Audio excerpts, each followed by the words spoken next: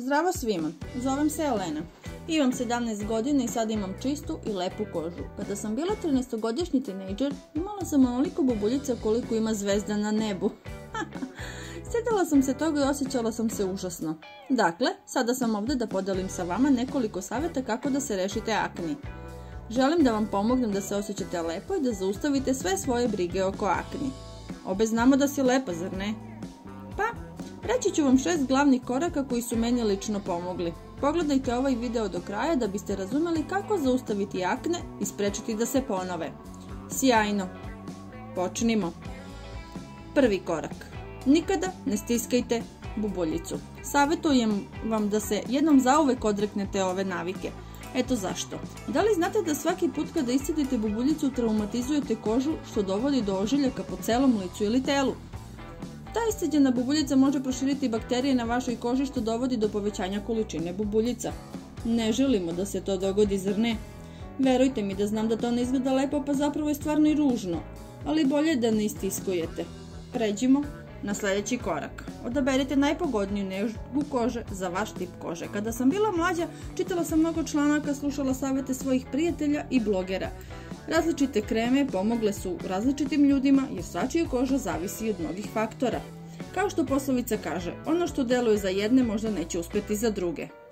Zbog toga uzmite u obzir da morate da pronađete negu kože koja će raditi upravo za vašu vrstu kože.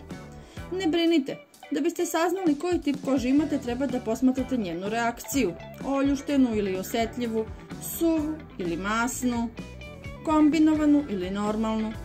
Ako imate poteškoće da to sami shvatite, pitajte za savjet mame ili profesionalnog dermatologa. Korak broj 3. Nega kože. Dakle, sada znamo koji tip kože imate, ali koje proizvode za negu treba kupiti? Važno je biti siguran da imaju takve sastojke kao što su salicilna kiselina ili glikon ili mlečna kiselina. Ove kiseline čiste kožu i suve mitisere, koji sprečavaju pojavu drugih bubuljica i čine pažljivu negu kože. Sudeći po mom iskustvu mogu da kažem da lice treba da umivate samo toplom vodom, ni vrućom ni prehladnom. Ne trljajte lice peškirom. Umjesto toga upijajte vodu papirnim ubrusom. Koristite peeling za lice i hidrantne maske. Obucite odeću u skladu sa vremenskim uslovima i trudite se da se ne prehladite ili pregrejete. Ako se oznojite, obrišite je salvetom. Zapamtite najvažnije pravilo. Ne dodirujte lice prljavim rukama. Korak broj 4. Kozmetika. Još jedan važan korak u nezi kože je odabir kozmetike. Ne bi trebalo da isušuje kožu ili previše vlaži. Verujte mi, bolje je ne obraćati pažnju na jeftinu kozmetiku jer sastojci mogu biti loše kvalitete i mogu dovesti do novih bubuljica i mitisera.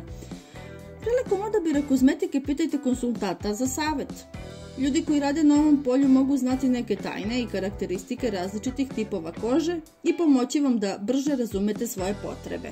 Korak broj 5. Koristite kremu i losion za telo. Koža mora biti vlažna. Da. Koristite hidrantne losione, ali kao sastojci ne bi trebalo biti ulja. Međutim, trebalo bi da imaju homogeni hiperalergijski efekat. Šta više, ne zaboravite da pijete oko 1 litar do 2 litra vode dnevno. Da, mislim samo na vodu, a ne čaj, kafu ili sok, to je veoma važno. Korak broj 6. Ishrana. Svi volimo čips i kolače, ali i naša koža voli takvu hranu. Ukusno, ovi hamburgeri, pizza, čokolada su ukusni, ali ne biste trebali da ih jedete puno. Poluproizvodi, mlečni proizvodi, brza hrana dovode do pojave bubuljica i mitisera. Bilo bi bolje ako svoj ishrani dodate povrće, ribu i voće. Takvi proizvodi imaju dobre masti što će pomoći vašoj koži da izgleda zdravo i čisto. Zapamtite da bubuljice mogu biti znak slabljenja vašeg imunološkog sistema ili stresa. Nadam se da vam moji savjeti pomoći. Napišite u komentarima kako se borite protiv akni i šta vam je pomoglo. Pazite na svoje zdravlje i postanite samo lepši.